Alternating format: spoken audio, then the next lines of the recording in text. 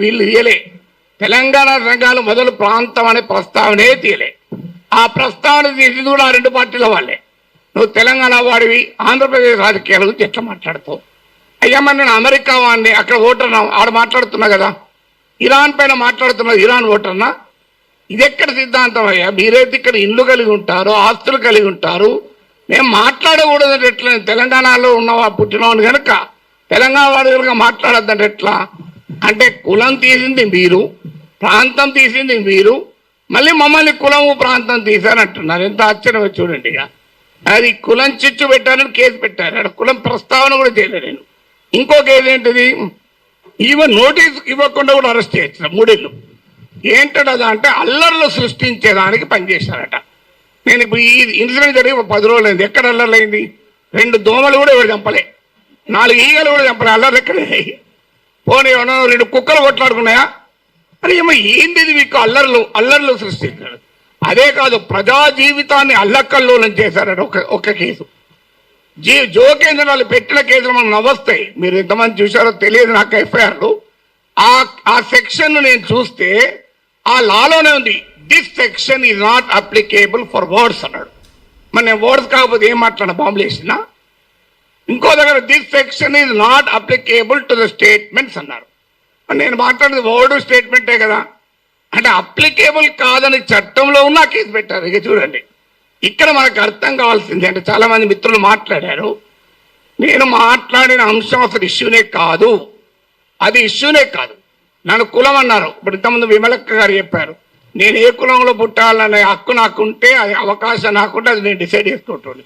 ఎక్కడో చోట పుట్టిన తర్వాత ఎక్కడున్నాం అనేది పాయింట్ కదా. చిన్నప్పటి నుంచి అణగారిన కులాల కొరకే పనిచేశాను తప్ప అణగారిన జాతుల కొరకు వర్గాల కొరకే మాట్లాడాను. ఇక్కడ కాదు, ప్రపంచంలో ఎక్కడ అణచివేతుంటే అక్కడ మాట్లాడాం. ఇక్కడ కాదు, ఏ వెనుజులాలో నా కులం ఉందా, నా ప్రాంతం ఉందా? వెనుజులాలో అణచివేత గురించి, క్యూబాలో అణచివేత గురించి మాట్లాడాం, కొలంబియాలో మాట్లాడాం. అక్కడ ఎవరి కులాలు ఉన్నాయి, ఎవరు ఏమున్నాయో మాకు. సో ఎక్కడ అణచివేతుంటే అక్కడ మాట్లాడతాం. సో అందువల్ల ఇక్కడ అసలు విషయం ఏంటి అంటే, ఇంతకుముందు చెప్పారు మన మిత్రుడు రఘు చెప్పాడు, అసలు విషయం ఈ ఇష్యూనే కాదు. ఇష్యూ ఏంటి? ఆంధ్రప్రదేశ్కు విశాఖపట్నానికి రైల్వే జోన్ ఇచ్చాడు. ఆ ఇచ్చినట్టే ఇచ్చి ఆదాయం వచ్చే కిరండాల్ కోరాపూట్ లైన్ తీసేసి ఇచ్చారు. ఆ లైన్ను ఒరిస్సాకు పంపించారు. ఆంధ్రప్రదేశ్లో ఒక్క రాజకీయ పార్టీ అడగదు. నా పైన గంట సేపు డిబేట్ పెట్టే టీవీ ఛానల్ కూడా అడగవు. విచిత్రం ఏంటంటే, అయ్యా మరి ఈ రైల్వే జోన్ ఇచ్చారు, ఆదాయాన్ని ఇచ్చేదాన్ని తీసుకువెళ్ళి ఒరిస్సాలో కలిపారు, ఇది అన్యాయం కదా అని ఒక్కరు అడగలే. నాగేశ్వర్ పైన 1 అవర్ డిబేట్ పెట్టిన వాళ్ళకు ఆంధ్రప్రదేశ్ ప్రజల కోసం అవసరమైన ఈ ఒక్క టాపిక్ మీద ఎందుకు డిబేట్ పెట్టరు? ఆన్సర్ లేదు. ఇక మీకు మచిలీపట్నం పామర్రు ప్రాంతంలో మీకు విలువైనటువంటి ఆయిల్ అండ్ గ్యాస్ నిక్షేపాల్ని ఓఎన్జీసీ కనుగొంటే అత్యంత చరిత్ర జరిగిన దుర్మార్గ చరిత్ర గల వేదాంతకి ఇచ్చేశారు. తూత్కుడిలో ప్రజల్ని చంపినటువంటి వేదాంతకి ఇచ్చారు. ఇది ఆంధ్రప్రదేశ్లో ఏ ప్రధాన పార్టీలు 2 అడగలే. ఇక్కడ నా పైన డిబేట్ పెట్టిన టీవీ వాళ్ళు అడగలే. విచిత్రం ఏంటంటే, కానీ నేను అడిగాను. అది కోపం ఏంటంటే ఇలాంటి ఉదాహరణ 100 చెప్పగలుగుతాను. అందువల్ల పబ్లిక్గా క్వశ్చన్ చేయకూడదు. అందువల్ల ఒక్కసారి బెదిరిస్తే దాన్ని డాక్ట్రైన్ ఆఫ్ చిల్లింగ్ ఎఫెక్ట్ అంటారు. అంటే బెదిరిస్తే వీడు నోరు విప్పడని. కానీ గుర్తుపెట్టుకోవాలి, ఎంత బెదిరిస్తే అంత బిగ్గరగా అడుగుతాం, పని కట్టుకొని కూడా అడుగుతాం. అదే నేను అన్నది. అదే అని యుద్ధం మీరు మొదలు పెట్టారు, నేను ముగిస్తాను అన్నాడు. మళ్ళీ దాన్ని పెట్టుకొని యుద్ధం చేస్తావట అంటారు. అయ్యా నేను ఏమన్నా అందులో క్లియర్గా నా ప్రజా సమస్యల పైన అంటే ఇప్పుడు ఇంకా దానిపైన కేసు పెట్టలేదు. బహుశా ఎఫ్ఐఆర్ ఛార్జ్ షీట్లు ఆడి చేస్తారో తెలియదు. కానీ ఒక్కడు మాత్రం మళ్ళీ చెప్తున్నాను, మీరు అరెస్ట్ చేసుకుంటారా, కేసులు విత్డ్రా చేస్తారా, చెయ్యరా, అది మీ ఇష్టం. మేము మాత్రం మాట్లాడుతూనే ఉంటాం. We will die but we will not give up our right to free speech అనేది మా మాట. చావనన్నా చేస్తాం కానీ మాట్లాడే హక్కుడు వదులుకోము. నీకే అణిచివేత వేసినా దానికి మేము సిద్ధం, సంతోషం. మీరు వస్తారంటే చెప్పండి, టైము ప్లేస్ కూడా చెప్పండి, ఆడికి వస్తా, కావాలంటే అరెస్ట్ చేసుకోండి.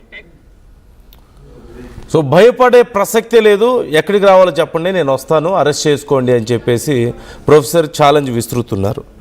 ఈ అంశానికి సంబంధించి ఇప్పటికే AP deputy CM Pawan Kalyan respond అయ్యారు. మొదట్లో జనసేన ఈ అంశానికి సంబంధించి చాలా అఫీషియల్గా చాలా ఫార్మల్గా రెస్పాండ్ అయింది.